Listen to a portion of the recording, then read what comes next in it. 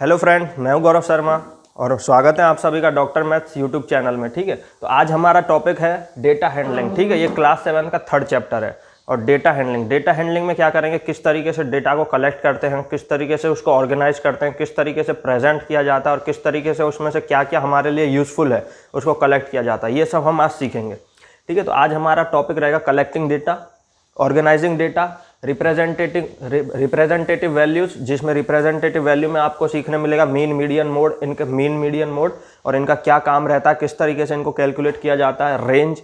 ठीक है, bar graph से आप डेटा को किस तरीके से रिप्रेजेंट कर सकते हो। आप डेटा को एक तो टेबुलेशन फॉर्म में लिख सकते हो या फिर उसको बार के जरिए आप ग्राफ बना के प्रेजेंट कर सकते हो। उसमें स्केल किस तरीके से लेते हैं, डबल बार ग्राफ क्या होता है, और थर्ड अपना लास्ट टॉपिक है चांसेस एंड प्रोबेबिलिटी। ठीक है, तो आज हम हमारा टॉपिक शुरू करते हैं। पहला, collecting of data.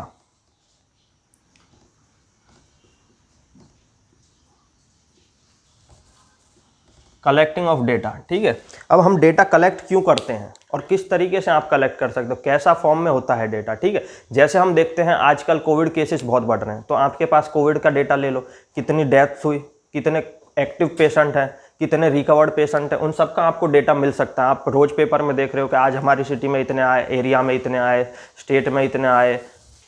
Collecting of data. ठीक है, अब मतलब मैंने जैसा आपको बताया कोविड केसेस का डेटा हो सकता है। उसमें डेटा में क्या क्या हो सकता है, आपका एम हो सकता है आपको रिकवरी रेट देखनी हो कि भाई कितने रिकवर हो रहे हैं पेशेंट, आज इतने हुए, कल इतने हुए, परसों इतने हुए, मतलब आपकी रेट बढ़ रही है या घट रही है। या फिर एक्टिव केसेस का डेटा हो गया, आप उसको कलेक्ट करके देख रहे हो केसेस बढ़ रहे हैं, घट रहे हैं, किस तरीके से हो रहा है। ठीक है, वैक्सीनेशन का डेटा हो गया, कितने लोगों ने वैक्सीन ली, क्या वैक्सीनेशन का जो डेटा है वो बढ़ रहा है प्रतिदिन, लोग ज़्यादा वैक्सीन ले रहे हैं या फिर कम ले रहे हैं, वो आप उसको एनालिसिस कर सकते हो। ठीक है, तो कलेक्टिंग ऑफ डेटा में आपको डेटा कलेक्ट करना पड़ेगा। ये आपको, जैसे आपका क्लास का डेटा हो गया, सिर्फ आप अपने क्लास को देखो तो आपके जो मार्क्स हुए या फिर आपकी हाइट का डेटा हो गया, वेट का डेटा हो गया, तो इनको आप एक जगह कलेक्ट करके लिखो, तो इनको बोलते हैं कलेक्टिंग ऑफ डेटा। जैसे आपने कोई भी ऐसे रैंडमली वेट का डेटा ले लिया, तो किसी बच्चे का 39 है, कोई 40 है, किसी का 45 है, किसी का 65, इस तरीके से आप कलेक्ट कर लिया। लेकिन अब इसको सिर्फ कलेक्टिंग से काम नहीं चलेगा, इसको एक मैनर्ड वे में ऑर्गेनाइज करना पड़ेगा। ठीक है, मैनर्ड वे क्या होता है, जैसे आपने कोई भी डेटा लिया, पहले आपने जैसे भाई के 39 जो वेट है ये अमन का है।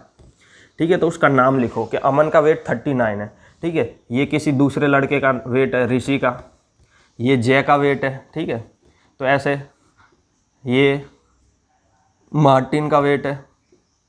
ठीक है, जैसे हमने तो इनको पहले वेट लिख लिया, फिर इनका क्या एज क्या है, एज लिख ली कि हाँ भाई ऐसा हो सकता है ये 39 वाला वेट वाला कोई बच्चा हो, 65 एज वाला कोई एडल्ट हो, ऐसा हो सकता है। तो आपने उनकी एज लिख ली, एज के हिसाब से उनको रख दिया, फिर उनको उनका रोल नंबर वाइज आपने उनको सीक्वेंस में अरेंज कर दिया, हाइट वाइज अरेंज कर दिया या फिर वेट वाइज अरेंज कर दिया। मतलब एक आपको तरीका बताया जाएगा सवाल में कि किस तरीके से इसको ऑर्गेनाइज किया गया है। ठीक है, अगर आपको डेटा दिया जाएगा तो उसका ऑर्गेनाइजेशन भी आपको करके दिया जाएगा, या फिर आपको ऑर्गेनाइजेशन अपने हिसाब से करना होगा जो चीज़ आपको चाहिए उसके लिए।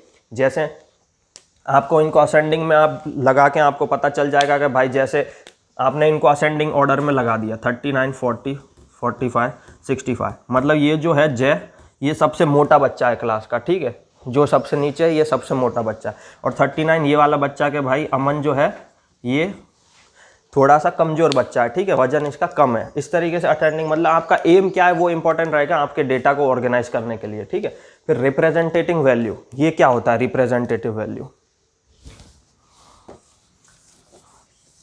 ठीक है, जैसे हमने अभी देखा कलेक्टिंग कैसे कलेक्शन होता है, ऑर्गेनाइजेशन क्या होता है। ऑर्गेनाइजेशन मेन ये रहेगा आपका एम किस प्रकार से, उसी तरीके से आप ऑर्गेनाइज करोगे। अब रिप्रेजेंटेटिव डेटा, रिप्रेजेंटेटिव वैल्यू,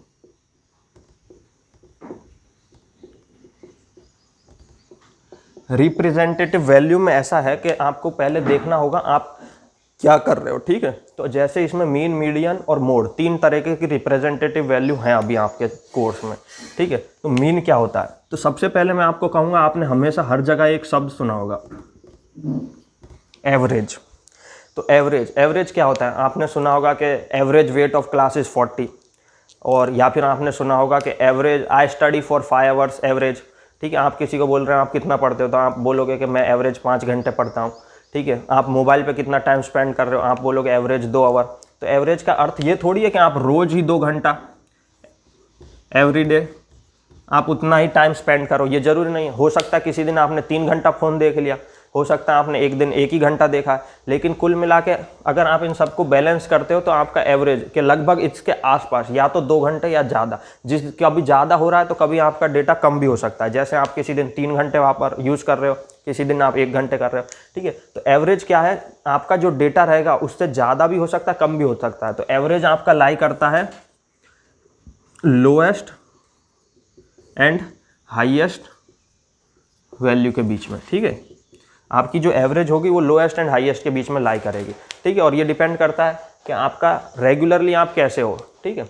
अब बाद में अब मीन का बात आता है, तो मीन क्या है, ये मीन एवरेज ही है, ठीक है। अब मीन में आपको इस बार है अर्थमेटिक मीन। अर्थमेटिक मीन क्या होता है, ठीक है।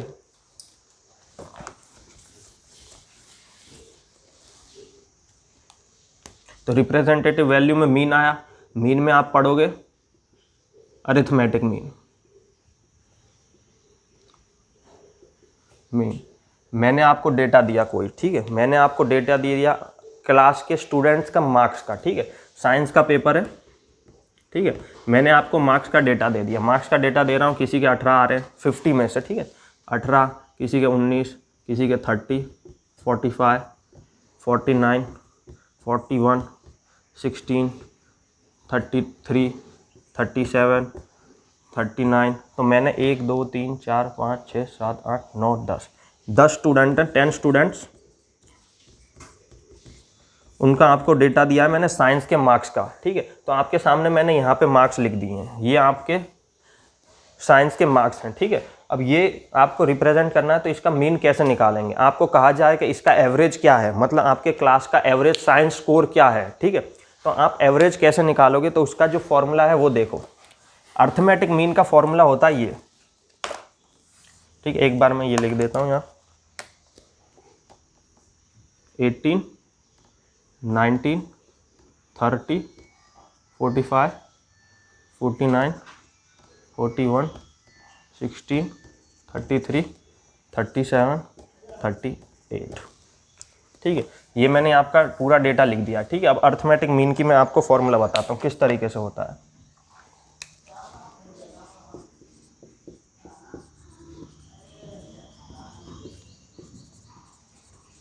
अरिथमेटिक मीन, ठीक है।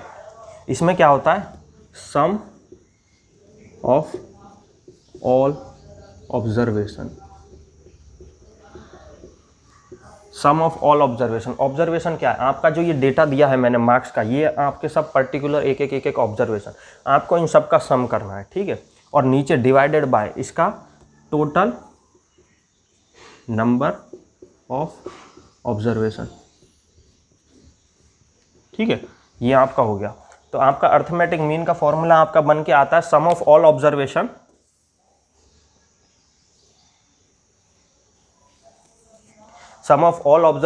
Upon total number of observation, ठीक है। तो अब हम इस डेटा के लिए अर्थमेटिक मीन कैलकुलेट करते हैं, ठीक है। टोटल आपके पास 10 ऑब्जर्वेशन है, ठीक है। और इनका टोटल करते हैं 18, 19, 30, 45, 49, 41, ठीक है। 9, 10, 15 और 9, 24 और 8, 32, 3, 4, 5, 8, 8, 4, 12, 12, 4, 16, 16, 4, 20, 202। तो इनका टोटल हो गया 41 तक का, ठीक है। फिर इसमें आगे फर्दर ऐड करते हैं 202 में 16, 33, 37 और 38, ठीक है। 8 और 2 10 हो गया, 7 और 3 10 हो गया, और ये 16, तो कितना हुआ 26, ठीक है। 2, 3, 6, 9, 12, ठीक है। तो आपका टोटल आया 326। सम ऑफ ऑल ऑब्जर्वेशन आपका आया 326, ठीक है। और डिवाइडेड बाय आप 10 करोगे, मतलब आपका एवरेज क्या आ रहा है, कल हमने डेसिमल में क्या देखा था, आपका एवरेज आएगा 32.6, ठीक है। तो ये आपका एवरेज साइंस स्कोर है क्लास का आपकी, ठीक है। मतलब हमने अब देखा कि एवरेज किस तरीके से निकालते हैं, किस तरीके से मीन होता है, ठीक है। अब आपको कोई बोलेगा कि आपके साइंस का स्कोर क्या है, तो आप ये थोड़ी कहोगे कि अमन के इतने आए, ऋषि के इतने आए, जय के इतने आए, मार्टिन के इतने आए या फलाने के इतने आए, ठीक है। आप उनको बताओगे अपनी क्लास का एवरेज स्कोर, ठीक है। तो आप एवरेज किस तरीके से कैलकुलेट करेंगे, अर्थमेटिक मीन से हम देखेंगे तो sum of all observation upon total number of observation, जितनी आपकी क्लास में लड़के हैं वो अपॉन उनके ऊपर आएगा उनके क्या क्या क्या क्या नंबर हैं उसका टोटल, ठीक है। तो इस तरीके से हमने देखा 32.6 आया। अब 32.6 अगर आप देखो तो उसमें सबसे लोएस्ट स्कोर जो था वो 16 था और हाईएस्ट स्कोर जो था वो 49 था। तो आपकी ये जो एवरेज वैल्यू आई है अर्थमेटिक मीन की, ये देखो उनके बीच में आती है 32.6। मतलब जो एवरेज होता है अर्थमेटिक मीन होता है वो हमेशा इनके बीच में लाई करता है, ठीक है, हाईएस्ट और लोएस्ट के बीच में, वो इनके बाहर नहीं जाएगा। ऐसा नहीं कि इसके बाहर आपको आंसर दे दे, जिनके बीच का डेटा है उसी के बीच में इसके एवरेज वैल्यू का रेंज रहता है, ठीक है।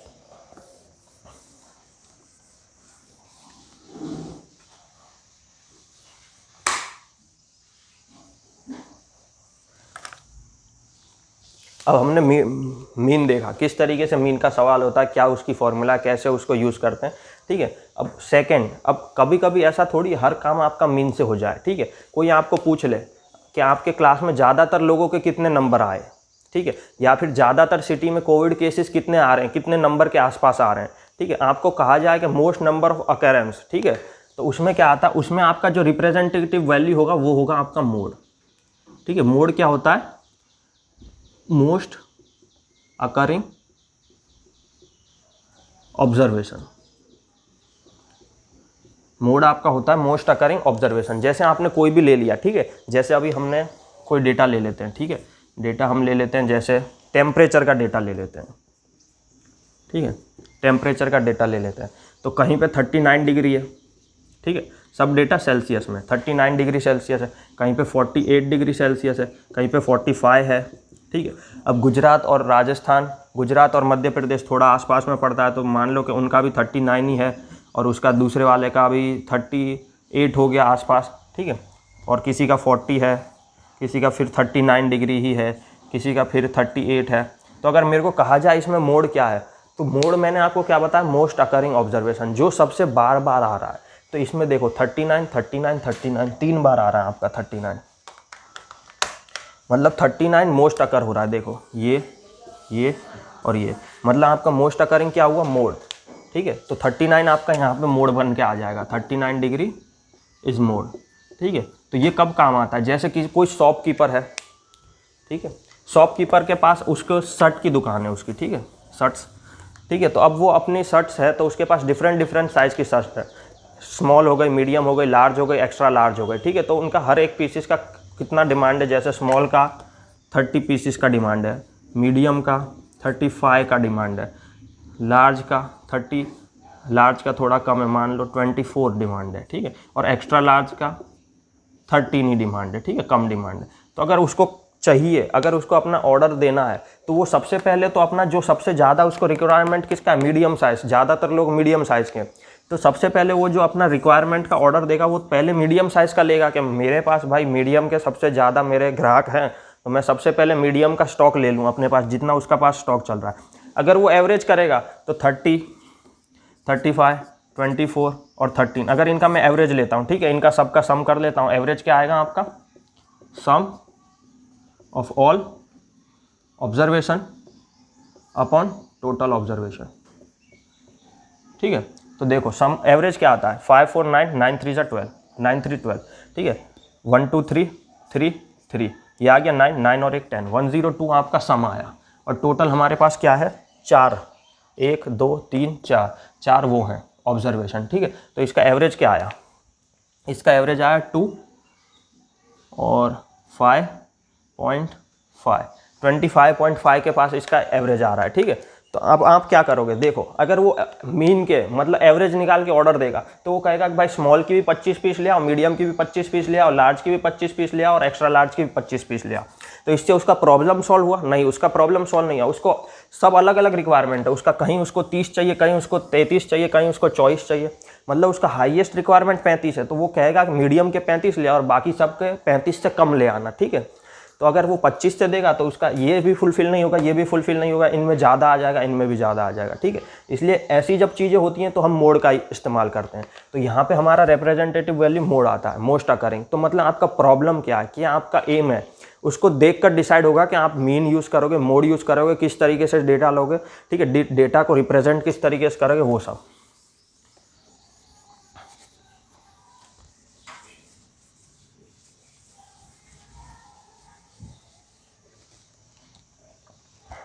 थर्ड रिप्रेजेंटेटिव वैल्यू जो हम पढ़ेंगे वो है मीडियन। ठीक है, अब मीडियन क्या होता है? मीडियन अगर मैं कहूं आपको तो मीडियन होता है द मिडल ऑब्जर्वेशन।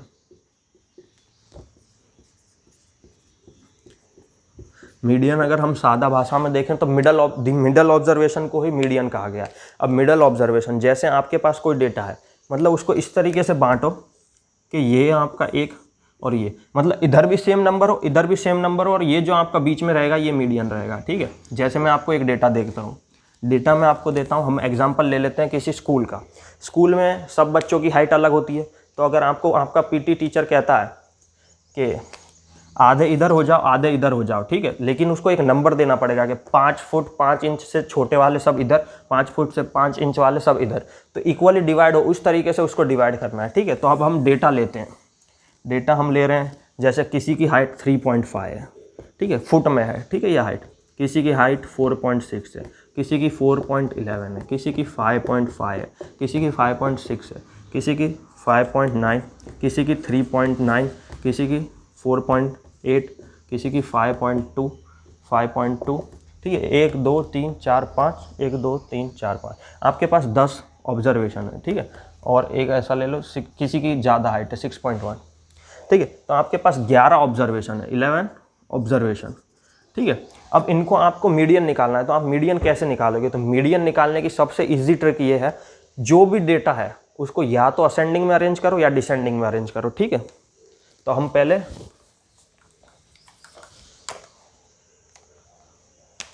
ये हमारा डेटा है, तो इसको एक बार ऊपर लिख लेते हैं। डेटा 3.5, 4.6, 3.5, 4.6, 4.11,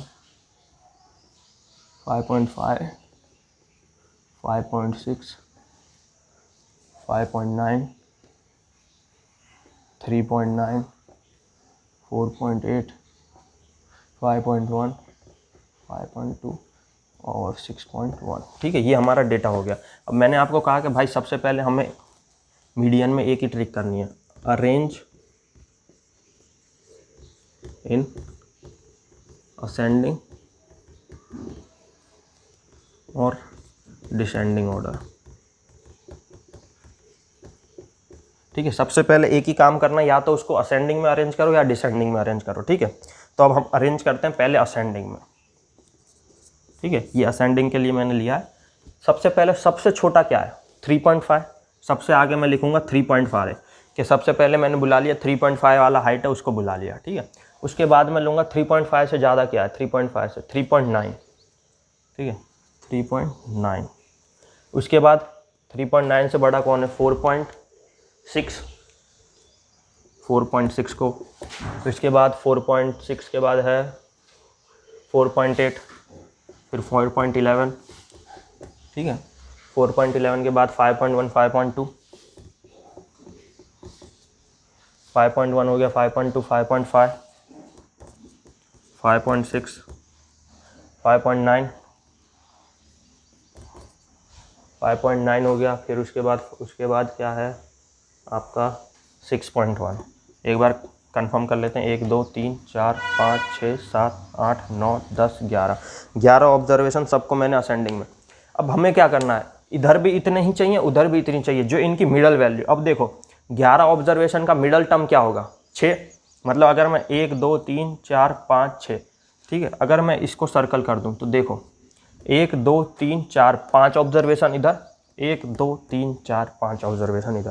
ठीक है, अगर ये आपकी क्लास का डेटा है तो जो आपको पीटी टीचर होगा वो कहेगा जो भी 5.1 से ज़्यादा हाइट है वो इधर हो जाओ, 5.1 से हाइट कम है वो इधर हो जाओ। ठीक है, दोनों साइड इक्वली डिवाइड हो जाएंगे। तो इस तरीके से मीडियन यूज़ होता है, मतलब आपका कोई भी डेटा रहेगा, आप उसमें किस तरीके से आपको कब किसका यूज़ करना है वो आपकी प्रॉब्लम पे डिसाइड करता है। ठीक है, मीडियन मतलब मिडल ऑब्जर्वेशन। तो इसमें एक चीज़ याद रखना, अभी आपके लिए जो क्लास 7th का कोर्स है उसमें सिर्फ ऑड ऑब्जर्वेशन, आपको हमेशा ऑड ऑब्जर्वेशन ही दिए होंगे, ऑड ऑब्जर्वेशन। ठीक है। क्यों? क्योंकि ऑड ऑब्जर्वेशन पे आप इजीली उनको 2 भागों में डिवाइड कर सकते हो। 11 थे तो हमने 5 इधर कर दिए, 5 इधर कर दिए। अगर 12 होते तो क्या है, 6 एग्जैक्टली मिडल टर्म आ जाता। तो आपको क्या है, उसमें एक ऐड करके डिवाइड करना पड़ता। वो थोड़ा कॉन्सेप्ट अलग है, अभी आपको यूज़ भी नहीं है, इसलिए उसको अभी हम साइड में रखते हैं। ठीक है, मतलब आपको सिर्फ इसमें ऑड टर्म्स का ही मीडियन पूछा जाएगा। ठीक है, तो मीडियन कैसे निकालते हैं, पहले असेंडिंग में ऑर्डर करो, फिर डिसेंडिंग में करो। तो मतलब फिर डिसेंडिंग वाला मैं आपको बताता हूँ डिसेंडिंग में किस तरीके से होगा। अब मैं यहाँ डिसेंडिंग लिख देता हूँ। पहले 6 पॉइंट, यहाँ से उल्टा लिख दूंगा इसको, 6.1, 5.9, 5.6, 5.5, 5.1, 4.11, 4.8, 4.5, 3.9 और 3.5। ठीक है, अब ये 11 कर दिए तो मैं 6 ऑब्जर्वेशन, 5 ऑब्जर्वेशन इधर ले लूँगा, 1 2 3 4 5।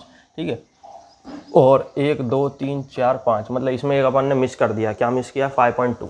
तो 5.2 यहाँ आएगा। ठीक है, तो आपका फिर से मीडियन यही आएगा। मतलब आप असेंडिंग करो या डिसेंडिंग करो, आपका आंसर सेम ही रहेगा। ठीक है, कोई भी एक को प्रीफर करो, असेंडिंग में सीक्वेंस कर दो या फिर डिसेंडिंग में कर दो, और जो भी मिडल टर्म हो, मिडल टर्म आपको पता चल गया कैसे करते हैं। ठीक है, जैसे 11 है, ठीक है, आपको ऑड ऑब्जर्वेशन दिए हैं। ठीक है, तो आप मिडल टर्म कैसे फाइंड करोगे? ठीक है, तो वो मैं आपको बता देता हूँ कि आपने पहले उनको असेंडिंग में लगा दिया। अब आपके पास मान लो कि 13 ऑब्जर्वेशन है। ठीक है, तो आपको कुछ नहीं करना है, 13 + 1 डिवाइडेड बाई 2, 14। मतलब जो आपका 7th ऑब्जर्वेशन होगा वो आपका मीडियन हो जाएगा, इस मीडियन। ठीक है, मतलब जो भी ऑड नंबर आपके पास ऑब्जर्वेशन है, ऑड ऑब्जर्वेशन, तो आप मिडल मतलब मीडियन टर्म की कैसे ढूंढोगे? Median term equal to odd, मतलब total observation odd +1 divided by 2, ये जो आया इज योर मीडियन टर्म। ठीक है, अभी आपको सिर्फ ऑड ऑब्जर्वेशन ही दिए होंगे, इवन का कैसे होता है वो आप नेक्स्ट क्लास में सीखोगे। अगर आपको चाहिए तो आप मेरे को कमेंट सेक्शन में बताना, मैं उसके ऊपर एक छोटा सा वीडियो बना के आपको अपलोड कर दूंगा। तो हमने क्या देख लिया? हमने कलेक्टिंग डेटा देख लिया, किस तरीके से ऑर्गेनाइज होता है, रिप्रेजेंटेशन वैल्यू देख लिया, मीन, मोड और मीडियन। ठीक है, अब मैंने आपको मोड बताया, तो मोड में मैंने आपको एक छोटा सा डेटा लेके बताया था कि भाई जो मोस्ट रिकरिंग होता है वो। अब हम इसमें एक दूसरा क्वेश्चन देख लेते हैं। मोड में, मोड ऑफ लार्ज डेटा। अब जब डेटा बहुत बड़ा है तो हम कैसे करेंगे? भाई ये पूरा बोर्ड भरा है डेटा से। ठीक है, तो मैं एक एक पे थोड़ी सर्कल लगाऊंगा कि 3.9 एक बार आ गया, फिर आ गया, फिर आ गया, फिर आ गया। ठीक है, ऐसे करने जाऊंगा तो बहुत टाइम हो जाएगा। तो मैं क्या करूंगा, यहाँ पे हम यूज़ करेंगे टैली टेबल, या फिर हम टैली टेबल बनाएंगे। टैली टेबल आप प्रीवियस ईयर में देख के आए हो किस तरीके से बनता है। ठीक है, तो अब मैं आपको एक डेटा देता हूँ और उसके हिसाब से हम टैली टेबल बनाते हैं। ठीक है, तो ये मैंने एक क्वेश्चन लिया है, आपकी बुक का है, एनसीईआरटी का। ठीक है, find the mode of the following data. इसमें आपको डेटा दिया है, आप देख लो एक बार। 12, 14, 12, 16, 15, 13, 14, 18, 19, 12, 14, 15, 16, 15, 16, 16, 15, 17, 13, 16, 16, 15, 15, 13, 15, 17, 15, 14, 15, 13, 15, 14। ठीक है, ये डेटा है। अब हम टैली टेबल कैसे बनाते हैं? आप सबको पता है टैली टेबल कैसे बनता है। टैली टेबल, सबसे पहले हम ऑब्जर्वेशन लिख लेंगे यहाँ, ऑब्जर्वेशन। ठीक है, अब हमारा मिनिमम वैल्यू क्या है ऑब्जर्वेशन में? सबसे पहले मिनिमम वैल्यू को ढूंढो। यहाँ 12 है, आपका जो ये 12 है ये आपका मिनिमम वैल्यू है। ठीक है, अब हाईएस्ट वैल्यू क्या है? ठीक है, हाईएस्ट वैल्यू आप देखो तो यहाँ 16 है, 16 के बाद यहाँ 19 है, 19 के बाद 19 आपका हाईएस्ट वैल्यू है। ठीक है, ये लोएस्ट, ये हाईएस्ट। ठीक है, अब ये हम क्यों करते हैं? क्योंकि टैली टेबल शुरू कहाँ से करें, इसलिए हमें ज़रूरत होता है लोएस्ट। मतलब हमें पता है 12 से छोटा तो कोई नहीं है, तो हम 12 से शुरू करेंगे। ठीक है, उसके बाद क्या आएगा? 13, उसके बाद 14, 15, 16, 17, 18, 19, 12, 13, 14, 15, 16, 17, 18, 19। ठीक है,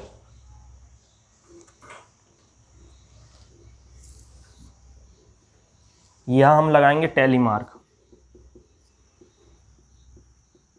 ठीक है, टैली मार्क। या फिर फ्रीक्वेंसी कह लो कितना फ्रीक्वेंटली वो अपीयर हो रहा है, ठीक है। टैली मार्क लगाते हैं तो अब देखो 12 कितनी बार आ रहा है, 1 2, मतलब मैं जो आ रहा है उसको कट करते जाऊंगा, ठीक है।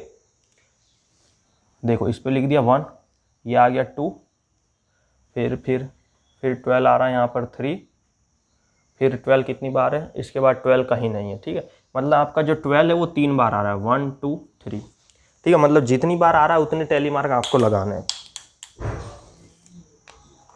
ठीक है। देखो 12 1 2 3, ठीक है, 3 बार 12 आ रहा है, ठीक है। उसके बाद 13 कितनी बार आ रहा है, 13 1, तो उस पर एक टैली मार्क, 2 3 4, तो उस पर 4 टैली मार्क लगाएंगे, ठीक है। 4 टैली मार्क लगा दिए। इसके बाद 14 कितनी बार आ रहा है, 1 2 3 4 5 टाइम्स, 14 4 बार आ रहा है। तो अब टैली मार्क कैसे लगता है, देखो 5 के बाद टैली मार्क ऐसे करते हैं, पहले 1 2 3 4, फिर उसको क्रॉस कर देते हैं, मतलब वो 5 बार आया है, ठीक है। टैली मार्क ऐसा होता है, 1 2 3 4 तक आप स्टैंडिंग लाइन बनाओगे, उसके बाद उसको क्रॉस करके आप बताओगे कि ये 5 बार आ चुका है, ठीक है। 15 कितनी बार आ रहा है, 15 1 2 3 4 5 6 7 8 9 10, ठीक है। 15 आ रहा है 10 बार, तो इसको कैसे करेंगे, 1 2 3 4 5, 1 2 3 4 5, कॉमा मत दिखाओ, इसको गैप दे देना, ठीक है। तो ये हो गया 10 बार, 15 आ रहा है 10 बार। एक बार दोबारा काउंट कर लेते हैं, 1 2 3 4 5 6 7 8 9 10, 15 10 टाइम्स आ रहा है। अब हम देखते हैं 16 का कितना अकरेंस है, ठीक है। 16 आ रहा है 1 2 3 4 5 6 टाइम्स 16 आ रहा है, तो 1 2 3 4, फिर 5 पे क्रॉस, फिर 1 6 टाइम आ रहा है, तो 5 6 1 2 3 4 5 6, ठीक है। अब 17 कितनी बार अकर हो रहा है, 17 हम देखते हैं, 17 1 2 टाइम्स ओनली, ठीक है। 18 हम देखते हैं, 18 1 ओनली 1 टाइम। 19 हम देखते हैं, तो 19 भी ओनली 1 टाइम है, ठीक है। तो यहाँ आपने टैली मार्क लगा दिए, यहाँ आप फ्रीक्वेंसी लिख दो, मतलब वो कितनी बार आ रहे हैं, ठीक है। तो अब मैं इसमें लिखूंगा डायरेक्ट,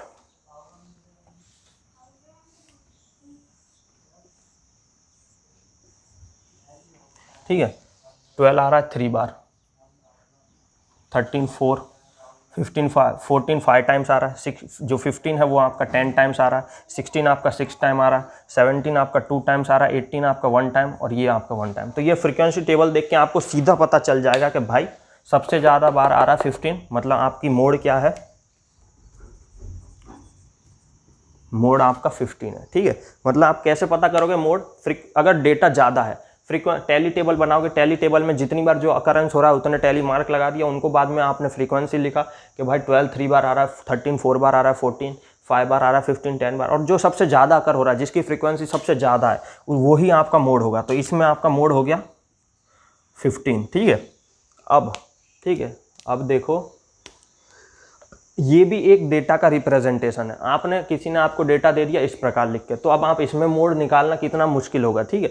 अगर आप इसमें आपको किसी ने डेटा का रिप्रेजेंट दिया है, आप सीधा देख के बता सकते हो कि भाई इतनी ये मोड है आपका, ठीक है।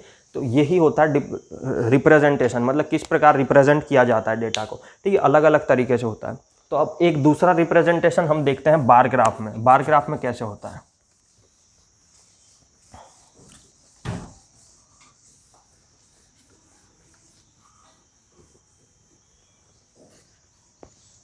ठीक है। देखो हमने आज क्या ये अभी कवर कर लिया, क्या क्या टॉपिक्स कवर किए। कलेक्टिंग डेटा अपन ने देख लिया, ऑर्गेनाइजिंग डेटा हम चेक कर चुके हैं, रिप्रेजेंटेटिव वैल्यू हम पढ़ चुके हैं, मीन मोड मीडियन। मीन किस तरीके से कैलकुलेट होता है, मीन में हमने सीखा arithmetic mean, sum of all observation upon number of observation. Mode में हमने देखा मोस्ट अकरिंग वैल्यू, मीडियन में हमने देखा मिड वैल्यू ऑफ ऑब्जर्वेशन, ठीक है। रेंज क्या होता है भाई कि ये जो आपकी ये मीन है, ठीक है, रेंज, तो ये रेंज आपकी कहाँ लाई करेगी, मतलब आपकी जो मीन वैल्यू है वो किधर लाई करेगी। तो मैंने आपको बताया कि मीन जो होगा वो आपका लोएस्ट और हाईएस्ट ऑब्जर्वेशन के बीच में होगा, ठीक है, इनके बीच में होता है, ठीक है। उसी तरीके से मोड और मीडियन ये सभी आपका उसमें ही होगा, क्योंकि मोड वही है जो सबसे मोस्ट अकरिंग है। मोस्ट अकरिंग मतलब वो डेटा में है तभी तो वो मोस्ट अकरिंग है, ठीक है। तो वो किन के बीच में होगा, लोएस्ट और हाईएस्ट वैल्यू के बीच में होगा। मीडियन, मीडियन क्या मिड वैल्यू है, तो वो किसके बीच में होगा, लोएस्ट और हाईएस्ट। मतलब रेंज आपकी जो होगी वो क्या है, सबसे छोटा जो डेटा की वैल्यू है वो प्लस हाईएस्ट, इन दोनों के बीच में लाई करेगा आपका जो भी रहेगा, ठीक है। अब हम देखते हैं बार ग्राफ,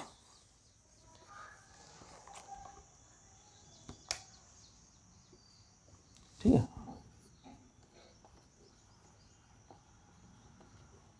बार ग्राफ में आपने बार ग्राफ देखा होगा, आप बार ग्राफ पढ़ के भी आए हैं। तो बार ग्राफ में क्या होता है, आपका जो डेटा रिप्रेजेंटेशन होता है वो वैल्यूज के टर्म्स में नहीं होता, वो आपके बार के टर्म्स में होता है। जैसे यहाँ पर ऑब्जर्वेशंस हैं, फिर यहाँ पर उनकी वैल्यू है, जहाँ जैसे यहाँ पर स्टूडेंट है तो स्टूडेंट की हाइट यहाँ पर हो गई वाई एक्सिस पे, ठीक है। यहाँ पर उनकी हाइट होगा, यहाँ पर स्टूडेंट है, यहाँ पे उनकी वेट होगा, यहाँ पे स्टेट है, यहाँ पे कोविड केसेस होगा, यहाँ पे स्टेट है, यहाँ पे उनका वैक्सीनेशन हो गया, यहाँ पे स्टेट, यहाँ पे उनकी रिकवरी, यहाँ पे स्टेट है, यहाँ पे उनका टेम्परेचर, कंट्री का टेम्परेचर, मतलब आप कैसे भी डेटा कुछ भी हो सकता है, ठीक है। अब कैसे, जैसे हम देख लेते हैं बार, मतलब जैसे किसी मैंने हाइट का डेटा दिया, अमन, जय, मार्टिन और ऋषि, ठीक है। तो अब ये है, अब इसमें क्या होता है, इसमें आप रिप्रेजेंट करोगे इनको बार, बार जो बनेगा वो इक्वल लेंथ का होगा, मतलब जो उसकी विड्थ रहेगी ना वो इक्वल रहेगी। जैसे मैं ये बार बना रहा हूँ यहाँ से, तो मेरा हर बार के बीच में जो विड्थ होगी ना वो बराबर होगी, समान होगी, ठीक है। ये मैं बार बना रहा हूँ। अब मुझे कहा गया है कि अमन की जो हाइट है वो 3.5 है, और जय की हाइट है वो 4.3 है, और मार्टिन की हाइट है 2.5, और ऋषि की हाइट है 4, ठीक है। ये हमको डेटा दिया गया। तो अब इसमें देखो, आपका जो स्केलिंग होता है, यूनिट होता है, वो कैसे डिसाइड होता है। आपकी जो वैल्यू है, वैल्यू हमारी ये सारी वैल्यू क्या है, 1 के टर्म्स में है, 1 डिजिट है। तो इनको मैं अगर मैं एक यूनिट इक्वल टू 1 भी ले लूँ ना तो भी मैं कर सकता हूँ। वहीं अगर ये कोई बड़ा डेटा होता, जैसे कोविड केसेस का डेटा होता, ठीक है, तो वो थाउजेंड्स और लाख में होता, तो उसके लिए आपका जो स्केल बनता, तो एक यूनिट या तो 1000 होता या 10,000 में होता, ठीक है।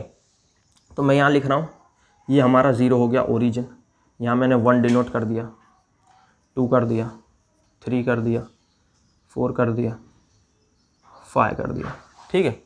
अब मैं इनको जब करूँगा तो मेरे को क्या कहा गया, अमन का जो हाइट है वो 3.5, तो 3.5 कहाँ लाई करेगा, कहीं यहाँ, ठीक है। जय, अब मैं इससे बार बना देता हूँ यहाँ से,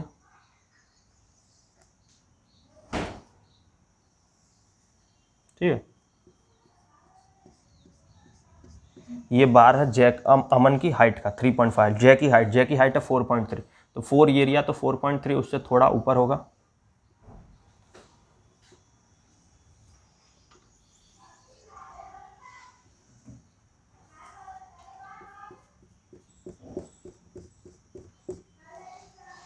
जय।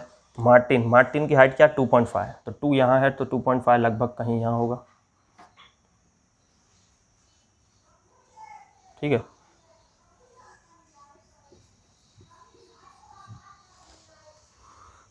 और ऋषि की हाइट है 4, तो एग्जैक्टली 4 यहाँ,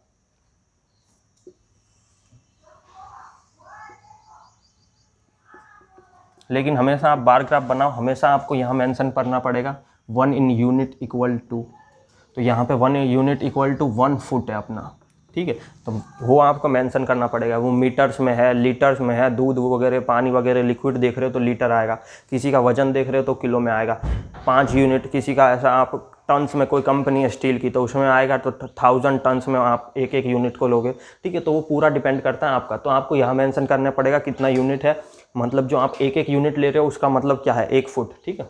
यहाँ मैंने डेटा रिप्रेजेंट किया। अब मान लो मेरे पास ये चीज़ ही नहीं है, मैंने किसी को डायरेक्ट ये डेटा दिखाया, तो मैं जो भी ये डेटा देखेगा वो क्या कहेगा, जय की हाइट सबसे ज़्यादा है और मार्टिन की हाइट कम है, ठीक है। डेटा के सामने वैल्यू है, मतलब वो पता कर लेगा कि इसकी हाइट 4.5 समथिंग या 4.3 के समथिंग है, मार्टिन की हाइट क्या है 2.5 के समथिंग होगी, ठीक है, और ऋषि की हाइट लगभग 4 के समथिंग होगी, और जय की हाइट 3.5। मतलब जो डेटा से वो इंटरप्रेट कर सकता है। ये ग्राफ अगर मैं देता हूँ तो ग्राफ से आप समझ सकते हो कि भाई इसकी हाइट कम है, इसकी सबसे ज़्यादा, इसकी सबसे कम, इसकी मिडल में, ठीक है, और किसकी कितनी हाइट है। और यहाँ पे आपने मेंशन कर दिया फुट में, मतलब ये जो भी है वो फुट में है। यहाँ पे एक्स एक्सिस पे आपने क्या लिया है कि नेम ऑफ स्टूडेंट, तो यहाँ पे वो मेंशन कर दो, ठीक है। और यहाँ वाई एक्सिस पे आपने क्या लिया, हाइट ऑफ स्टूडेंट, तो यहाँ पे वो मेंशन कर दो हाइट, ठीक है। ये सब आपको मेंशन करना पड़ेगा जब भी आप क्वेश्चन सॉल्व कर रहे हो। आप ऐसा नहीं सीधा आपने बार ग्राफ बना दिया और खत्म, ठीक है। सबसे पहले इंपॉर्टेंट है स्केल। स्केल में आप यूनिट क्या ले रहे हो वो सबसे इंपॉर्टेंट है, ठीक है। मतलब किस तरीके से लोगे, क्योंकि बड़ा बड़ा नंबर है जैसे 1000 में, तो ये थोड़ी आप 1 लिखोगे 2 लिखोगे और ऊपर जाकर 1000, आप सीधा यहाँ लिखोगे 1, ठीक है। और आप 1 को 1 यूनिट क्या है आपका, डायरेक्टली 1000 ऐसे डिनोट करोगे, ठीक है। ऐसा होता है। तो इसमें क्या, पहले सबसे पहले यूनिट, उसके बाद आप एक्स एक्सिस पे क्या चीज़ ले रहे हो, वाई एक्सिस पे क्या चीज़ ले रहे हो, और फिर सभी इनकी इक्वल विड्थ होनी चाहिए, बार ऑफ इक्वल विड्थ, ठीक है। बार डायग्राम है ही वो, मतलब बार डायग्राम क्या है, रिप्रेजेंटेशन यूजिंग इक्वल विड्थ बार, ठीक है, डेटा का रिप्रेजेंटेशन। तो हमने यहाँ बार डायग्राम देख लिया। बार ग्राफ में क्या होता है, कैसे डेटा लेते हैं, कैसे डेटा से रिप्रेजेंट किया जाता है और कैसे उसको पढ़ा जाता है और क्या क्या चीज़ उसमें इंपॉर्टेंट है, ठीक है। अब बार ग्राफ में क्या होता है, बार ग्राफ में 2 चीज़ें होती हैं। बार ग्राफ में 2 चीज़ें, जैसे समझ लो बार ग्राफ में मैं, दूसरा है डबल बार ग्राफ। तो अभी मैंने आपको हाइट बताई थी, ठीक है। मान लो कि पिछली साल अमन की हाइट थी 3.5 और इस साल उसकी हाइट बढ़ गई है 3.9, ठीक है। मतलब ये डेटा मैं आपको दे रहा हूँ, जैसे 2019 का डेटा है ये, और ये 2020 का डेटा है, ठीक है। यहाँ मैं हाइट लिख रहा हूँ और ये उनके स्टूडेंट्स के नाम है, अमन, नितिन, चिंटू और रजनी, ठीक है। ये स्टूडेंट के नाम है, इनकी हाइट है, जैसे इसकी 3.5 थी, इसकी 4.7 थी, इसकी 5.2 थी, इसकी 2.5 थी, ठीक है। ये इनकी पहले हाइट थी फुट में, ठीक है। हाइट इज इन फुट, ठीक है। अब हाइट सेंटीमीटर और इसमें भी होती है इंचेस में, वो आपको पता होना चाहिए, ठीक है। तो वो सेंटीमीटर में लिखूंगा तो मैं लिखूंगा 160 सेंटीमीटर, 170 सेंटीमीटर, उस तरीके से। और फुट में मैं लिखूंगा 3 foot 5 inch, 4.7 inch, 4 foot 5 foot 2 inch, ठीक है। ये हो गया। अब 2020 में सबकी जाहिर सी बात है हाइट बढ़ेगी, तो इसकी हाइट हो गई 3.9 हो गई, इसका हो गया 4.8, इसका कम ग्रोथ हुआ, इसका हो गया 5.7, इसका हो गया, इसको कुछ पता नहीं, इसकी हाइट कम बढ़ी 2.8, ये इतना, ठीक है। तो अब इनको आप रिप्रेजेंट करोगे, क्योंकि अब देखो अमन का ही है ये डेटा, ये नितिन का, ये चिंटू का, रजनी। अब इनके लिए आप 2 अलग अलग डायग्राम बनाओगे तो आपका डबल मेहनत होता है, तो इस, ठीक है। तो अब हम बना रहे हैं double bar graph. Double bar graph बनता कैसे, बार ग्राफ में क्या, एक ही चीज़ के 2 डेटा, एक ही चीज़ के 2 डेटा अलग अलग टाइम के साथ, ठीक है। हमने पहले एक्स एक्सिस वाई एक्सिस बना लिया, ये एक्स एक्सिस हो गया। यहाँ पर हम क्या रिप्रेजेंट कर रहे हैं, यहाँ पर हम क्या वैल्यू ले रहे हैं, तो नेम ऑफ स्टूडेंट लिख दो यहाँ। ये चीज़ें सभी इंपॉर्टेंट हैं। यहाँ पे आप Y axis, height of student, ठीक है। आपका 1 यूनिट क्या है, 1 फुट, ठीक है, मेंशन कर दिया। यहाँ आपका 0 हो गया, 1। अब हमारा क्या 1 डिजिट में ही है, इसलिए हमको स्केलिंग की ज़रूरत नहीं है, हम कहाँ से भी शुरू कर सकते हैं। 1 ले लिया हमने, यहाँ हम ले रहे हैं 2, यहाँ हम ले रहे हैं 3, यहाँ हम ले रहे हैं 4, यहाँ हम ले रहे हैं 5 और यहाँ हम ले रहे हैं 6, ठीक है। यहाँ मैं पहले ले लेता हूँ अमन, नेक्स्ट अपना हो गया नितिन, थर्ड हो गया चिंटू और लास्ट रजनी, ठीक है। अब हमें हाइट देखनी है। पहले 2019 का डेटा है, वो हमें क्या था 3.5 हाइट है अमन की, तो ये हो गया 3.5 समथिंग, ठीक है, ये 3.5 हो गया। अब दूसरा ये है कि उसकी हाइट बढ़ चुकी है, 2020 में उसकी हाइट हो गई 3.9, तो उसके लिए मैं क्या कर रहा हूँ, दूसरे पेन से उसको डिनोट कर देता हूँ, ठीक है। उससे वो मैं कर रहा हूँ दूसरे पेन से, रेड पेन से कर रहा हूँ, तो 3.9 लगभग उसकी हाइट थोड़ी बड़ी है, और ये मैंने उसके लिए दूसरा वो बना दिया, ठीक है। तो ये उसका मैं पहले डिनोट कर दूंगा कि रेड जो है वो 2020 के लिए है और ब्लैक जो है वो 2019 के लिए है, ठीक है। ये रिप्रेजेंट करता है। दूसरा आप इसको कैसे कर सकते हो, आप जैसे पेन यूज़ नहीं कर रहे, आप एक को ऐसे ऐसे स्केच कर दो, ठीक है, शेड। तो आप यहाँ पे ऐसे लिख देना कि ये जो शेडेड पोर्शन है ये 2019 के लिए है और ये जो प्लेन पोर्शन है ये 2020 के लिए है, ऐसा भी आप बता सकते हो, ठीक है ना। अब हम देखते हैं नितिन की हाइट। नितिन की हाइट क्या है? नितिन की हाइट है 4.7। 4.7 लगभग यहाँ पे होगी, ठीक है। और उसकी हाइट हो गई 4.8, मतलब थोड़ी सी ही बड़ी है। ये 4.7, ये थोड़ी सी बढ़ा के 4.8, ये हमने, ठीक है, ये उसका। अब मैं 2019 वाली को ऐसे स्केच कर रहा हूँ और उसको प्लेन रहने दे रहा हूँ, ठीक है, बाजू वाली। और फिर हम देख रहे हैं 5.2, चिंटू की हाइट 5.2 है, तो ये लगभग 5.2 यहाँ पे आएगी, 5.2, ठीक है। फिर उसकी हो गई 5.7, मतलब यहाँ पे लगभग, ठीक है। इस तरीके से आप, ये क्या बोर्ड पे आप सही स्केलिंग में कर नहीं पाऊंगा, लेकिन आप किताब में अपने हिसाब से करोगे, आप अच्छे से समझोगे, ठीक है। फिर 2019 को मैंने फिर शेडेड कर दिया, ठीक है। फिर मैं लास्ट वाले का ले रहा हूँ, लास्ट वाले का 2.5 है, रजनी का, ठीक है, 2.5। फिर उसका 2.8 हो रहा है, तो उसका थोड़ा सा ग्रोथ ये हो गया, तो ये उसका। तो आप इनको कंपेयर कर सकते हो कि भाई इसकी हाइट ये हो रही है, इसकी हाइट ये हो रही है, इसकी हाइट बढ़ रही है, ठीक है। अब जैसे हो गया, आप कोई टीचर हो तो आप दो स्टूडेंट्स को कंपेयर कर रहे हो, ठीक है, दो स्टूडेंट हो गए, या फिर उनका पास्ट परफॉर्मेंस, किसी के 9th स्टैंडर्ड में कितने मार्क्स के, 10th में फिर उसके कितने आ रहे हैं, तो आपको पता चल जाएगा कि भाई इसका डेवलपमेंट कितना हुआ है, इसका कितना ग्रोथ हुआ है, कितना कम हुआ है, ठीक है। तो इसलिए डबल बार ग्राफ यूज़ करते हैं जब भी आपको कंपैरिजन करना हो दो डेटास में, ठीक है, सिमिलर पर्सन या सिमिलर चीज़ के कंपनी के दो डेटा हैं, उनमें आपको कंपैरिजन करना है, ठीक है। तो तब आप डबल बार ग्राफ यूज़ करोगे, एक साल के लिए, एक दूसरी साल के लिए, या फिर ये मंथ वाइज भी हो सकता है, एक आज का, एक अगले महीने का, हो सकता है डे वाइज के आज इतना टेम्परेचर था, कल कितना टेम्परेचर है स्टेट का, ठीक है। तो वो डिपेंड करता है कैसा आपको डेटा दिया गया, कैसा आपसे सवाल पूछा गया उस पर, ठीक है। तो हमने बार ग्राफ देख लिया, बार ग्राफ देखा, बार ग्राफ में हमने देखा डबल बार ग्राफ, ठीक है। डबल बार ग्राफ क्या होता है, किस तरीके से उसको करते हैं, ये हमेशा कंपैरिजन के लिए यूज़ होता है, ठीक है, और रिप्रेजेंटेशन किया जाता है इसके जरिए। अब जो आपका लास्ट टॉपिक है वो है चांस एंड प्रोबेबिलिटी,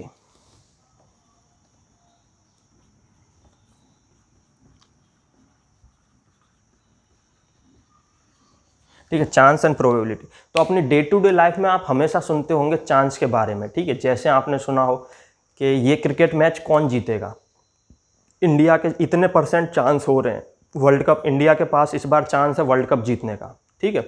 आप सुनोगे चांस के बारे में आपने कि इस बार चांस है कि कोविड केसेस अब कम हो जाए, हो सकता है चांस है कि थर्ड वेव आ जाए, हो सकता है चांस है थर्ड वेव ना आए। तो मतलब ये चांस क्या होता है, ठीक है, चांस मतलब संभावना किसी चीज़ को कि वो हो रही है या नहीं, मतलब उसके कितना हो सकता है या नहीं हो सकता, तो चांस होता है। तो जैसे कुछ सवाल होते हैं, जैसे कोई सवाल है सन राइज इन ईस्ट, ठीक है, सन राइज इन ईस्ट, तो यहाँ पे क्या है, ये चांस है, ये चांस नहीं, ये तो सीधी बात है भाई, ये तो ऑब्वियस सी बात है, सर्टेन बात है कि ये सच है, ये हमेशा यूनिवर्सल ट्रूथ है, इसमें कोई चांस नहीं है। सन हमेशा ईस्ट में ही राइज होता है। इसकी बजाय अगर कोई मेरे को ऐसा कहे कि भाई सन राइज इन वेस्ट, तो भाई ये भी चांस की बात नहीं है, ये तो पूरी तरीके से गलत है, क्योंकि ये यूनिवर्सल ट्रूथ है, सन हमेशा ईस्ट से ही राइज करता, कभी वेस्ट से नहीं करता, ठीक है। तो ये गलत है, इसमें कोई चांस वाली बात नहीं।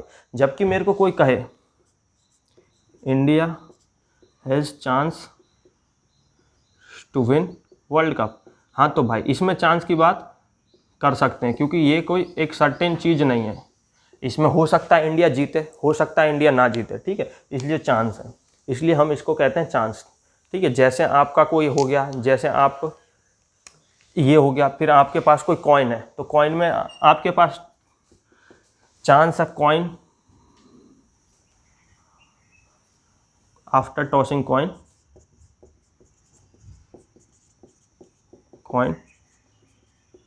हेड में अपीयर, ठीक है।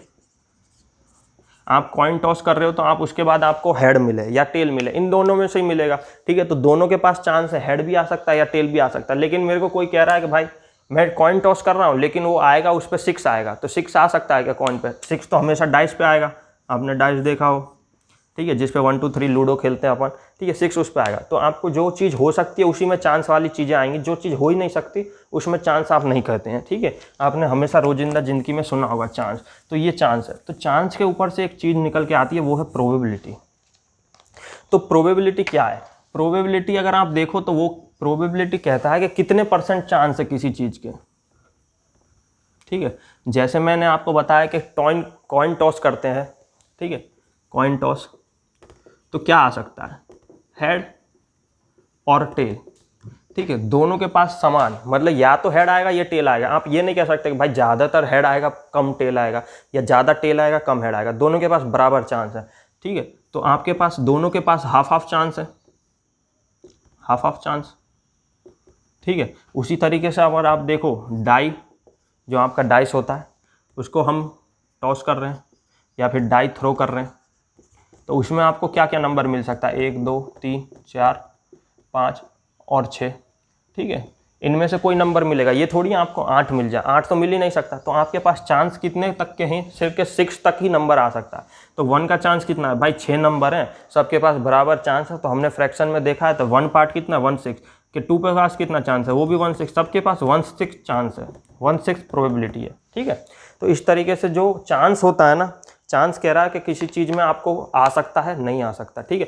प्रोबेबिलिटी आपको बता सकती है उसकी कितनी %, मतलब कितने प्रतिशत प्रोबेबिलिटी है कि वो आएगी या नहीं आएगी। जैसे हेड और इसमें हो गया 50-50 हो गया, इसमें हो गया 1/6 है, 1/6 मतलब ये आपकी हो गई 16.66 के पास वो हो गई प्रोबेबिलिटी के ये इतना % आएगा, ठीक है। इसी तरीके से ये जो होता है चांस और प्रोबेबिलिटी है, ठीक है। जैसे कोई भी क्वेश्चन है, जैसे आप कोई भी के आप ले लो, डाइस ले लिया, फिर आप ले रहे हो कि कोई MCQ है, उसमें आप तुक्का मार रहे हो, MCQ में तुक्का मार रहे हो, 4 क्वेश्चन होते हैं, चारों में से कोई भी सही हो सकता है, ठीक है। तो उसकी कितनी प्रोबेबिलिटी है, उसकी प्रोबेबिलिटी आपकी हो जाएगी 0.25। तब इसमें होता क्या है, ठीक है। अब आपने इतने क्वेश्चन देखे तो आपने एक चीज़ देखी कि हमेशा प्रोबेबिलिटी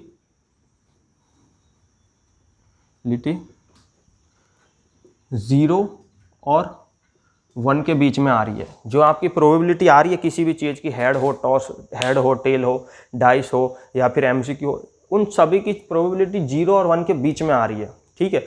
0 कब होगी, ठीक है, जब कोई इम्पॉसिबल इवेंट होगा,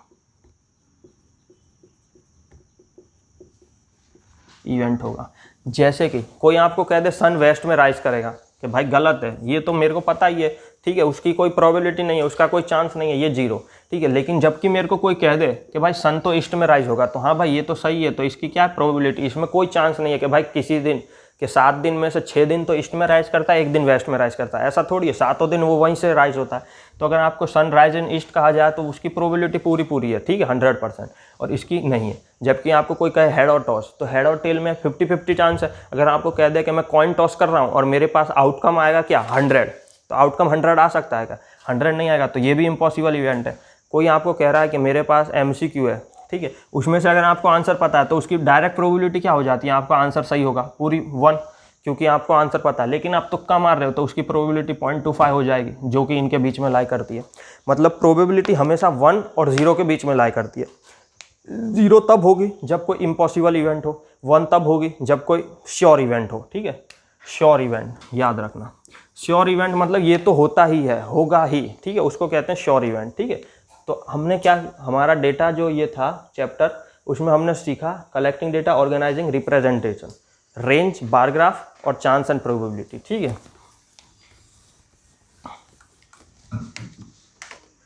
किस तरीके से डेटा कलेक्ट करते हैं, फिर किस कलेक्ट करने के बाद उसको ऑर्गेनाइज करना पड़ता है। तुम्हारा एम क्या है, क्या चीज़ आपको चाहिए फाइनली, उस एम को देख के आप डेटा को ऑर्गेनाइज करोगे, ऐसे ही नहीं, ठीक है। फिर उसके बाद आपको एम के, आप किस रिप्रेजेंटेटिव वैल्यू के जरिए पहुंच सकते हो। किसी को आप पूरा डेटा नहीं दोगे, किसी को आप एक फिगर दोगे, जैसे कहोगे कि हमारे साइंस का एवरेज मार्क्स इतना है, ठीक है, और साइंस का एवरेज मार्क्स इतना है, तो वो मीन से आ जाएगा। कोई आपको बोले कि मोस्ट फ्रिक्वेंटली आपके स्टूडेंट्स के कितने मार्क्स हैं, तो उसको पता चल जाएगा कि इसमें ज़्यादातर स्टूडेंट इतने एवरेज बच्चे हैं। जैसे कोई कहे कि 70% मार्क्स लगभग सभी स्टूडेंट के आते हैं, तो वो आपका मोड हो जाएगा। मीडियन होता है कि भाई एक बीच में जो बैठा है उससे ऊपर भी उतने ही है, उससे नीचे भी उतने ही है, ये होगा आपका मिडल टर्म, ठीक है। ऑब्जर्वेशन, रेंज मतलब आपके जो ये रिप्रेजेंटेटिव वैल्यू है ये किसके बीच में लाई करेंगे, वो सब रेंज हो गया। बार ग्राफ एक दूसरा रिप्रेजेंटेशन है। जिस तरीके से हमने डेटा में देखा टेबुलर फॉर्म या फिर डिजिट के जरिए हमने उनको सबको सेट किया, या फिर टेबल बना के उनको लगाया, टैली मार्क, वो सब, ठीक है, वो सब रिप्रेजेंटेशन। उसी तरीके से बार ग्राफ होता है। बार ग्राफ में क्या होता है, आप डेटा को रिप्रेजेंट करते हो इक्वल विड्थ के बार से, ठीक है, सब बराबर बराबर विड्थ के बार बना दोगे, फिर उनको रिप्रेजेंट करोगे। उसमें सबसे इंपॉर्टेंट क्या था, आपका स्केल क्या है, यूनिट क्या है, स्केल किस तरीके से लेंगे, एक्स एक्सिस पे क्या चीज़ है, वाई एक्सिस पे क्या चीज़ है, वो सब। फिर double bar graph. Double bar graph हमेशा होता है जब आप कंपैरिजन कर रहे हो किसी भी दो चीज़ में, कोई भी दो चीज़ हो गई, उनका एक इस टाइम का डेटा, एक अगले साल का डेटा है, तो उनको कंपेयर, ठीक है। फिर हम देख रहे हैं chance and probability. Chance and probability में आपने क्या देखा कि किस चीज़ के कितने चांस है, क्या होता है श्योर इवेंट, क्या होता है इम्पॉसिबल इवेंट। इम्पॉसिबल इवेंट जैसे जो कभी होगा ही नहीं, ठीक है, उसको कहते हैं इम्पॉसिबल इवेंट। फिर जैसे चांस, जैसे इम्पॉसिबल इवेंट फरवरी के महीने में 31 दिन आए, ये पॉसिबल है नहीं है। 29 आए, ये पॉसिबल है, क्यों, 4 साल में हर बार एक बार आता है, तो उसकी प्रोबेबिलिटी कितनी हो गई 0.25, ठीक है। जबकि इसकी प्रोबेबिलिटी कितनी है, जैसे कि 31 दिन आए, हो सकता है अप्रैल के महीने में 31 दिन, तो ये हो सकता है अप्रैल का मंथ 30 दिन का है, ठीक है, तो ये कभी नहीं होता, तो उनको कहते हैं इम्पॉसिबल इवेंट। श्योर इवेंट जो है ही, कोई आपको कह के एक साल में 12 महीने हैं, तो 12 महीने ही होते हैं, ठीक है, तो वो श्योर इवेंट होते हैं। उस तरीके से आपने देखा क्या चांस होता है, क्या श्योर इवेंट होता है, क्या इम्पॉसिबल इवेंट होता है, प्रोबेबिलिटी कब निकाली जाती है, प्रोबेबिलिटी की जो वैल्यू होती है वो क्या सजेस्ट करती है, वो क्या बताती है कि ये कितना % चांस है इस चीज़ का अकर होने का। जैसे इंडिया 4-5 मैच जीत गई, ठीक है, अब उसके पास 2 मैच हैं, तो 2 मैच में वो हार भी सकती है, एक जीत सकती है, एक हार सकती है, तो उन हिसाब से उसका चांस बनेगा कि कितना % ये जीत सकती है, वो प्रोबेबिलिटी बताएगी, ठीक है। प्रोबेबिलिटी हमेशा लाई करती है 0 और 1 के बीच में, ठीक है। 1 तब होती है जब इवेंट बिल्कुल श्योर हो, और 0 तब हो गई जब इम्पॉसिबल इवेंट हो, ठीक है। तो इसी के साथ आपका जो चैप्टर था डेटा हैंडलिंग वो हम ख़त्म करते हैं। और आप इसके सवाल करना, और आपको कोई भी डाउट्स वगैरह हो या फिर इसके प्रॉब्लम क्वेश्चन के ऊपर आपको वीडियो चाहिए तो वो हमें डिस्क्रिप्शन में बताना, कमेंट सेक्शन में बताओ।